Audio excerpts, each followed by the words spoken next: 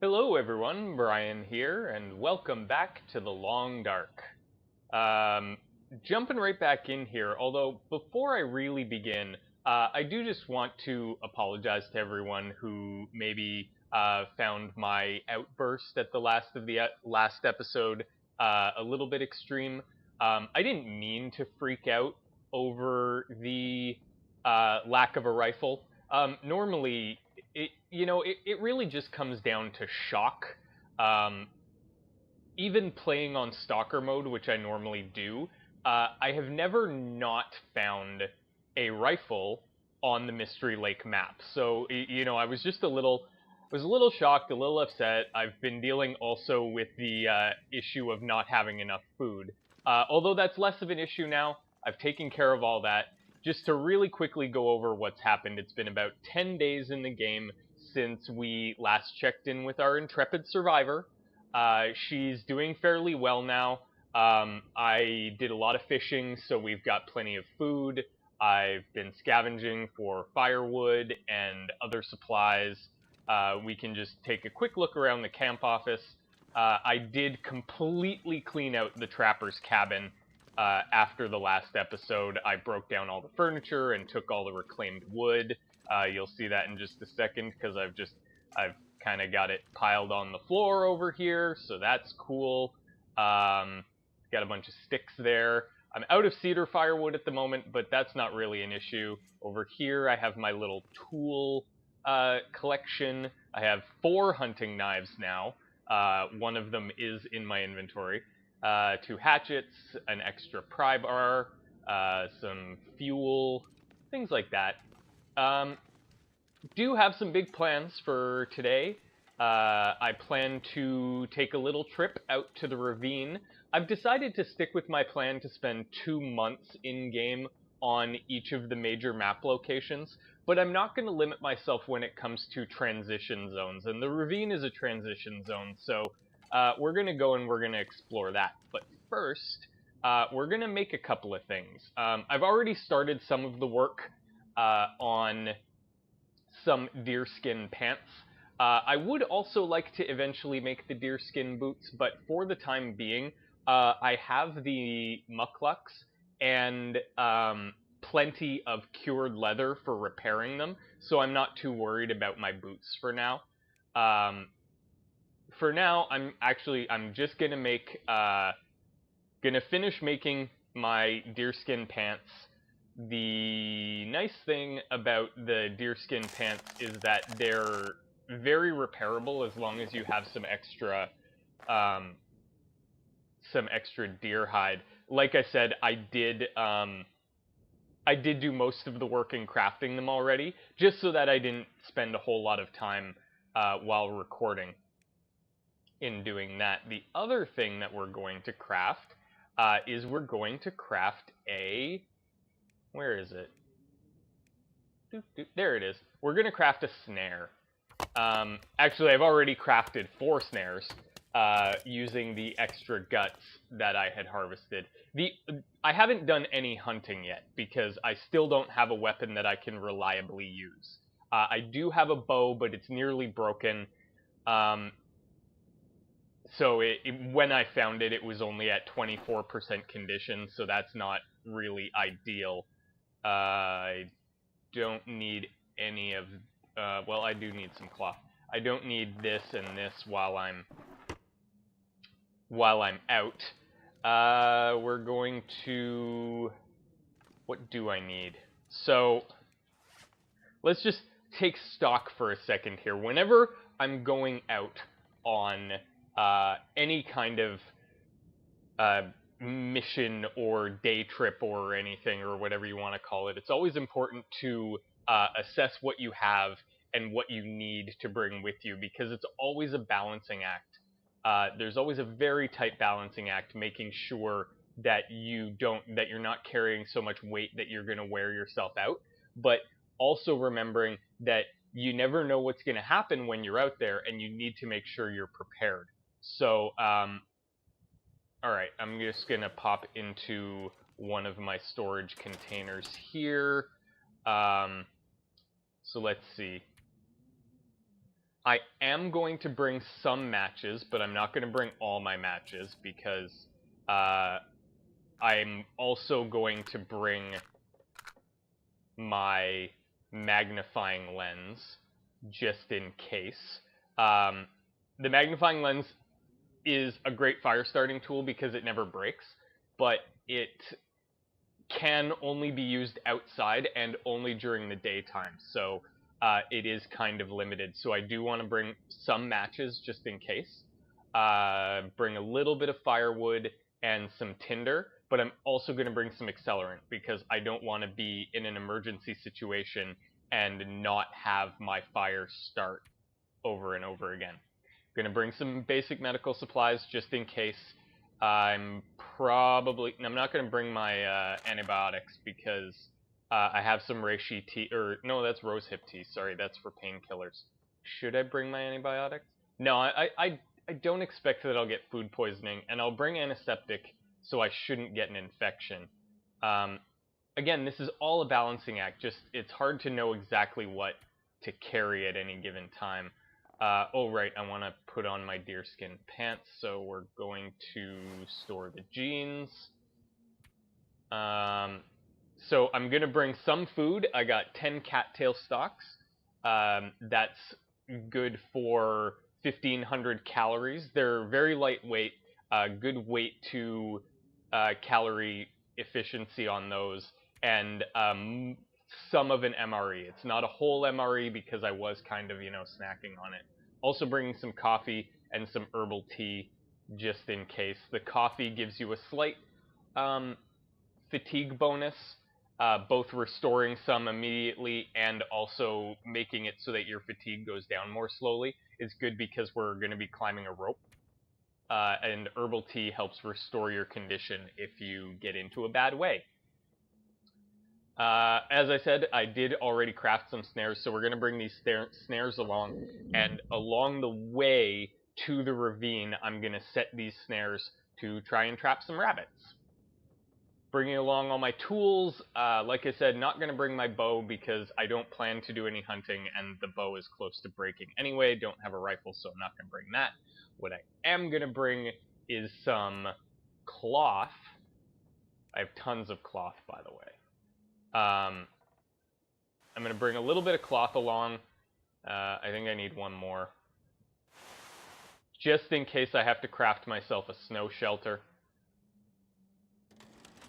And I'm going to bring some more water. You can see here, I've got just a ton of coffee and herbal tea made. That was because while I had a fire going, I also have tons of water. Because while I have a fire going, I don't like to waste my fire. So typically what I'll do is I'll just, if I don't have anything else to do with my fire, like cooking food, I'll actually just boil water and make any tea or coffee that I happen to have, because the tea and coffee never go bad once they're brewed. So that's always a bonus. Alright, let's just double check, make sure we have everything we need. Some fire starting materials. I do like to bring along a little bit of firewood, but not too much.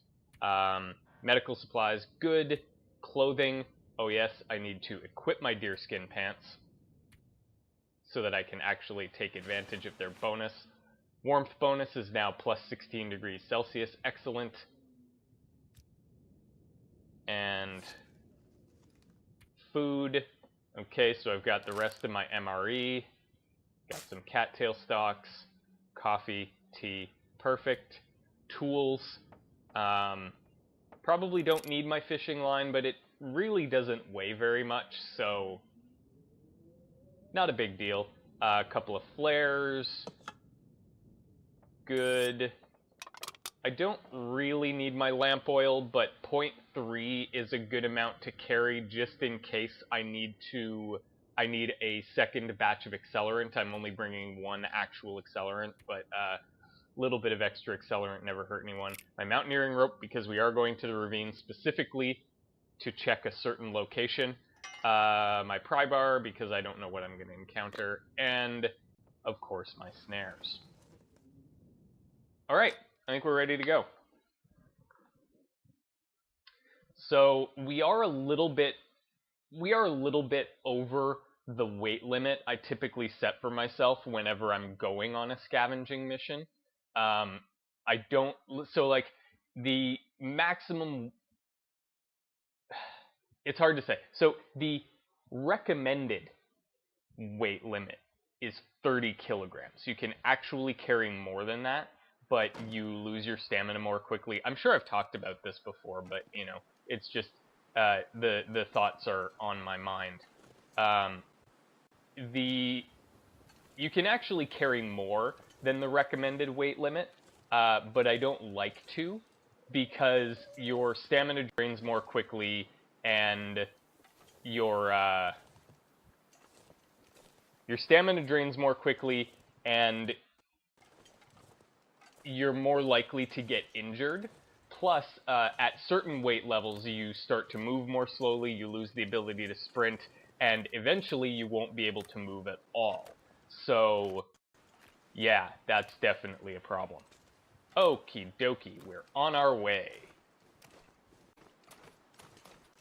So, I scouted out this location previously because I didn't want to just, you know, I know it's not a good idea to just like set down snares for rabbits all willy-nilly. You want to make sure that you're doing it in an area where there are going to be rabbits, and that way you're not just, you know, leaving your snares out there and you come back a day later and there's nothing in them, and it's like, oh, well, there's all that time and, you know, wasted rabbit meat that I could have had. So I did scout out this area a few days previously, and even though I can't see any rabbits around here right now, I know that there are rabbits in this area. So we're just going to, we're going to set our snares. Boom. And then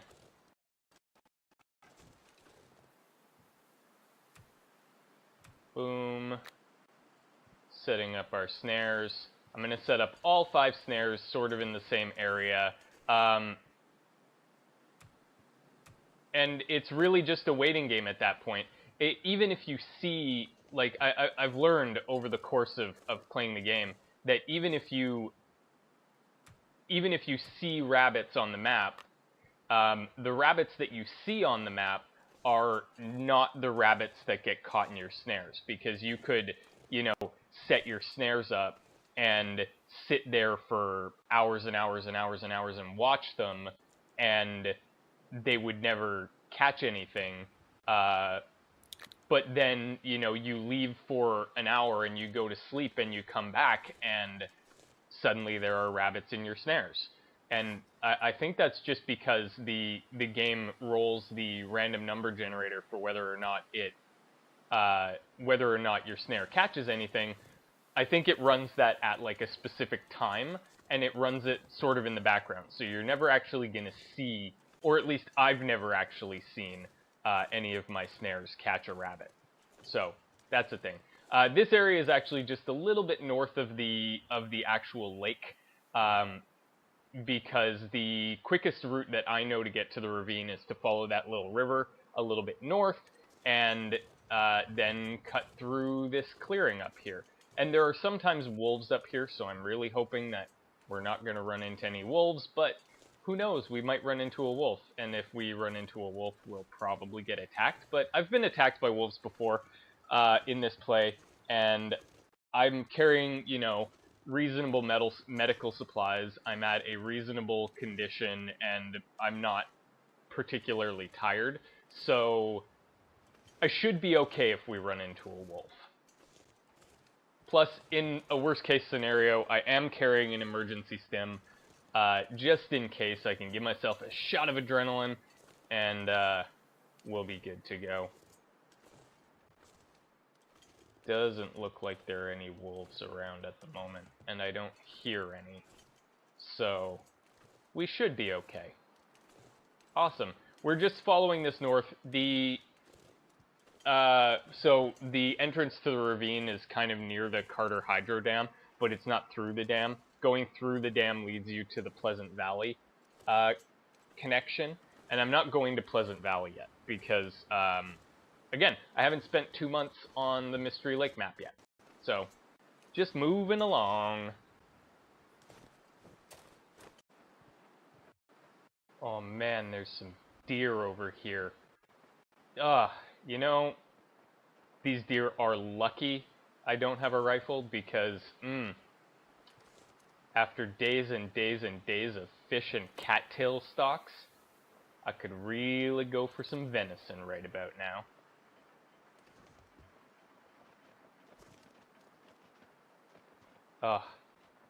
So amazing.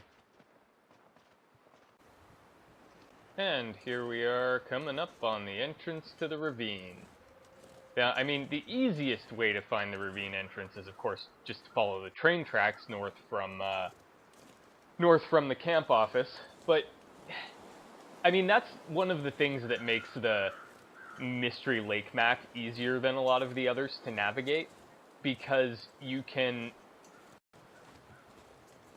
find the train tracks. If you find the train tracks, you know that one way is going to take you south, one way is going to take you north, and you just keep following the train tracks in one direction or the other, and eventually you will find a location that you know where you are, and you know you can orientate yourself that way.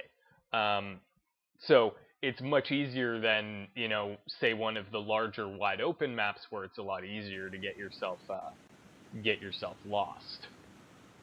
So now, that being said, I've only been lost on the Mystery Lake map once, and that was I was like stuck way up in the northwest corner, and it was super foggy, and I just kept getting turned around by features of the terrain, making me think that I was going in a specific direction when actually I was getting myself hopelessly confused. So, yeah. It's a lot harder to keep going just in a straight line than you'd think. What am I caught on? I'm caught on, like, the railroad tie or something. I don't know. Okay, there we go. So yeah, now we just need to find the wrecked train cars, and we'll be good to go. Because then we can tie off our rope and get ourselves down into the ravine.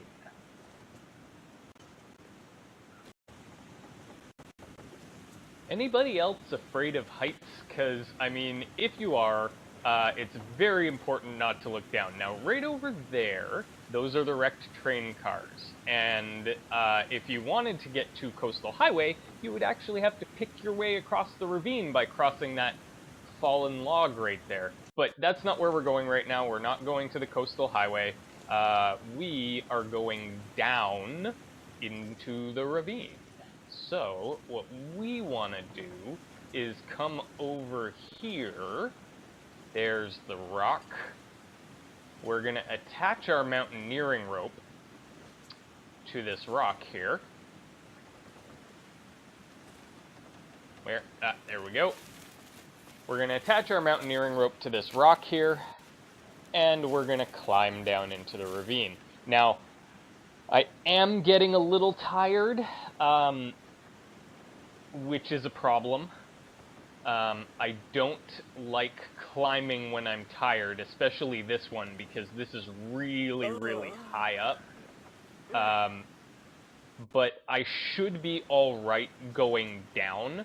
It just means that at the bottom, before climbing back up, I'm gonna have to take a little rest. So here we go, climbing down into the ravine, and like I said, if you're afraid of heights, maybe don't watch this section. But there are some ledges here. You can see the ledge off over to the right, and if I get tired on the way back up, I can use that ledge to rest for a moment just in case. Because really, really don't want to fall from this height. Very bad indeed. I mean, you'd probably die outright, depending on how high you fell from. But at the very least, you'd like shatter any bones that you happen to land on. If you did happen to land feet first, probably break both your legs. And then even if you didn't die outright, I mean, in a survival situation like this, you probably don't survive. I mean, that's harsh to say, but yeah, you probably don't survive. I mean, that's probably what happened to this guy right here, isn't it? It's unfortunate. You got anything for me, buddy? No? That's too bad. I mean, yeah, that's just sad. It makes me, it does, it makes me feel sad to think about, you know, all of the people who didn't manage to survive. I mean, here I am, my goal is to survive for a year. I've already survived for, I think it's like, what, 16? I'm on day 18, so I've survived 17 days. Is not bad. We're obviously going for 365, so what do we have here? A book. Guns, guns, guns. Advanced. Oh yeah, that's after after a certain point you can gain. Tired. You can't gain. I don't know if it's you can't gain skill points anymore, but I mean this is exactly the reason. You know, the things that you find while you're out scavenging. The things that you find while you're out scavenging, this is the reason that I don't like to overburden myself before I go out scavenging, because you don't have to just think about the outward trip, you also have to think about the inward trip. And here's our flare pistol and some flare shells. This is why we came down to the ravine, because I wanted to get the flare gun. I mean, obviously, if we were actually in a survival scenario, the flare pistol would be 100% something that we'd want to get just to be able to signal for help. But in the game, there's no help coming, unfortunately. This is, we're just surviving. The flare pistol is useful, however, you can use it for hunting, because if a flare sticks to an animal, it creates a very powerful bleeding effect that will almost definitely kill them. For now, we're gonna take a little rest. I don't want to climb back up that ladder without taking a rest, because I am very tired. But it's fairly warm here. Oh geez, there's only 4 hours of daylight left. That's problematic. I didn't really want to spend the whole night in the ravine basin, because you never know what kind of weather is going to come up. Alright, I think there's a cave at the top of the basin, so we might have to spend the night there. For now, I'm going to sleep 2 hours in the ravine basin, at least inside this train car. I am out of the wind. Hopefully I'll regain enough stamina. I'll drink a cup of coffee before climbing again. What's the temperature right now? It's fairly warm, so we're not too bad. Okay, let's see. Like I said, gonna drink a cup of coffee.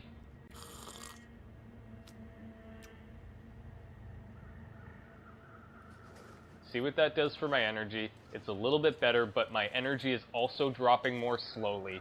And we do have that ledge halfway up, which we can rest on, and I can drink another cup of coffee if I have to. And if I really have to, it is wide enough for my bedroll. I can throw that down and sleep for another hour. So, here we go. Climb this ladder. Or rope. Oh, I'm climbing so slowly. I am too tired. Oh, this is bad. This is bad. Oh. I just hope I make it to that ledge.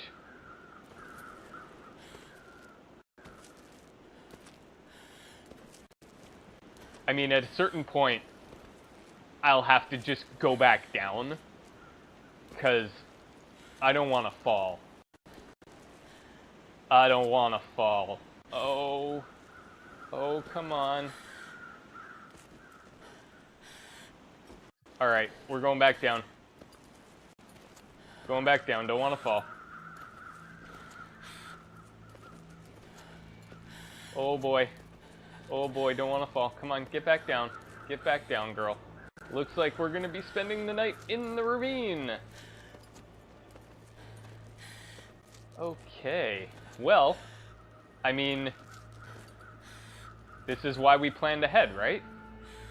This is why we did things like bringing our bedroll and bringing firewood and things like that. This is exactly why we did those things. I mean, let's collect some rose hips. I don't need them at the moment, but no harm in collecting them. They're not very heavy. Plus, we'll be dropping some weight momentarily when I start a fire.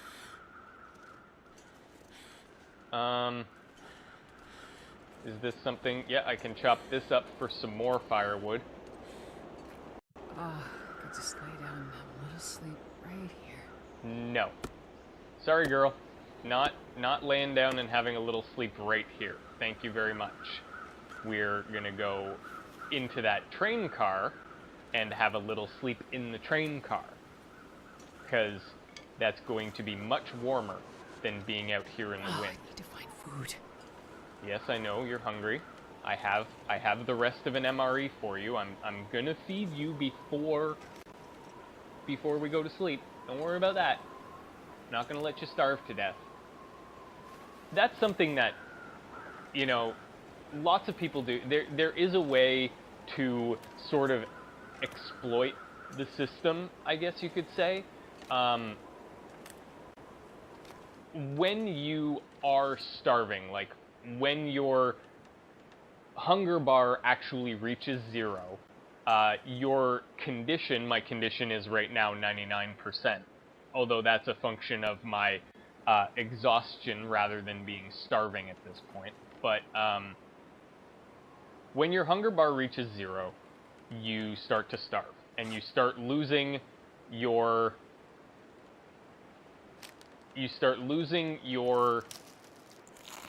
condition at 1% per hour.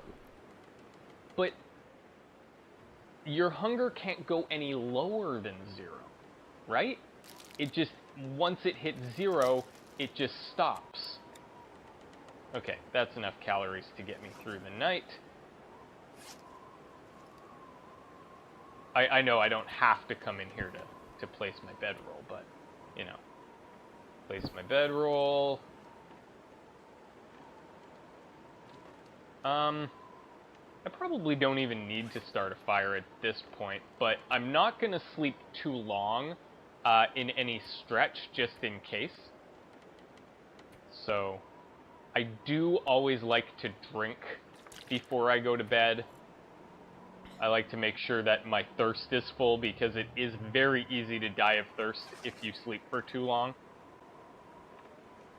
So, yeah, that's going to give me another 5. So I'm going to sleep 4 hours and see how that does. Do not want to die of hypothermia in the middle of the night. Just going to throw that out there. We're still above freezing, so that's good. We got 7 hours to go in the night. So we're doing all right. I'm going to sleep another 4 hours. Get that out of the way. But yeah, you can kind of exploit the hunger system, because once you reach 0 hunger, you lose 1% per hour from your condition. And that means that you'll lose 24 condition per day, which means that you could legitimately go, 4 days and 4 hours before you actually die of hunger, as long as there's nothing else taxing your condition. So, I mean, I don't personally like to play that way. I don't think we're gonna...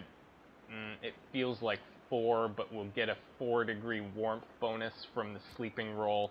I want to sleep for another 3 hours. I mean, it's a risk, but it's a risk that we'll take.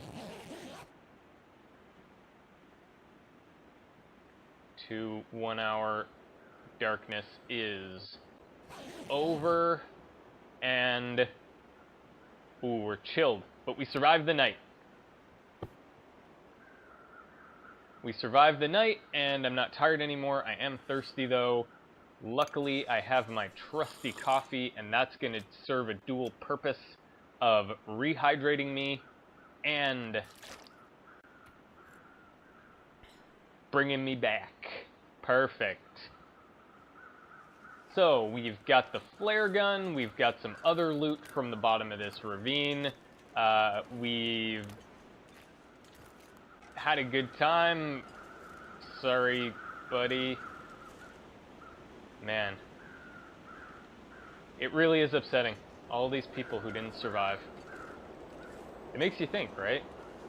Like, it makes you think, would I actually be able to do what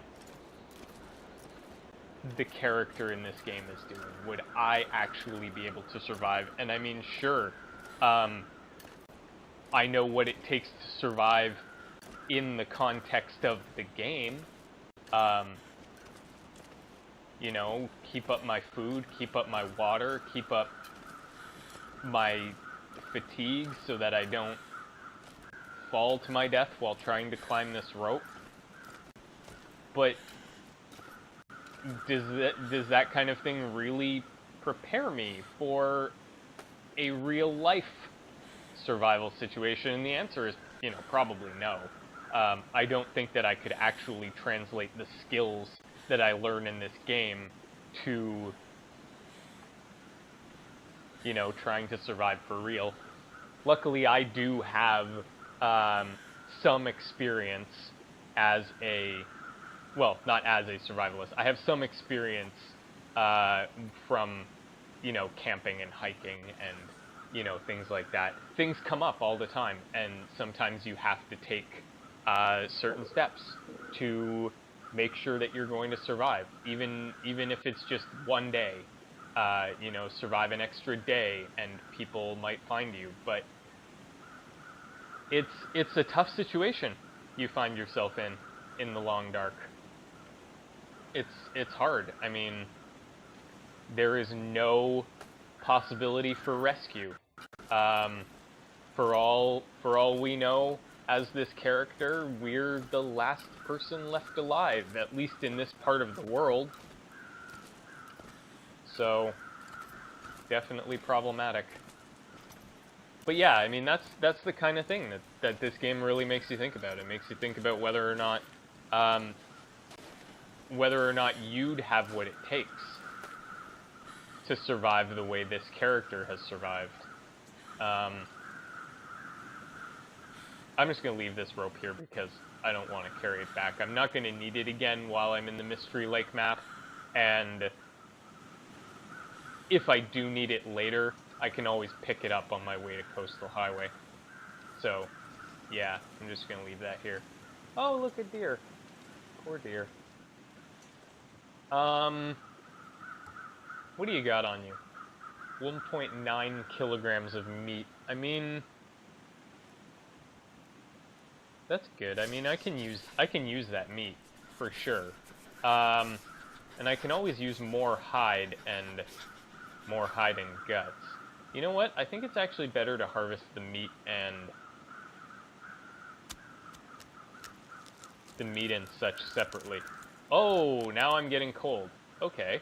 It's goddamn crazy. Yeah. So let's double check. How long is this going to take me? If I want to harvest all of this, that's going to take me 50 minutes. So what I need is a 1-hour fire. Boom.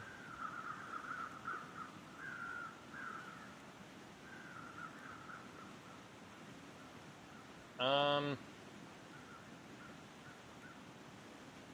think I'll use my lamp oil. I'm gonna use my lamp oil because I think it's heavier than the, I think it's heavier than the other accelerant. Boom, there we go. 1 hour, 4 minutes on the fire. And that raises the feels like temperature, so I'm not cold anymore. And then I can harvest this carcass. Boom. Great. So now we have some meat. We have another hide. We have some more guts. We're warming up. God, I've never been so hungry in my life. Yeah, I know you're hungry, but you'll be fine. The meat is at 37% condition, which means that we are going to have to cook it immediately. No storing it outside and, you know, whatever else. I'm going to eat the rest of this because she is hungry, but she's going to eat a couple of cattail stalks as well. But, I mean, you know, that's... I'd say that's a successful day trip. We made a trip out to the ravine. We did have to spend a night outside in the ravine, which was unfortunate and really not what I like to do. I don't like spending nights outside unless I really have to. I could have built a snow shelter because I did... Oh, wait, did I? No, I didn't. Didn't actually bring any sticks with me, so I couldn't have built a snow shelter after all. But regardless of that, I think we can consider this trip a success. Gonna have to make my way back to the camp office in Mystery Lake now. But in the meantime, I really do want to thank everyone for watching. If you haven't already, please subscribe to my channel, and as always, we'll see you again next time.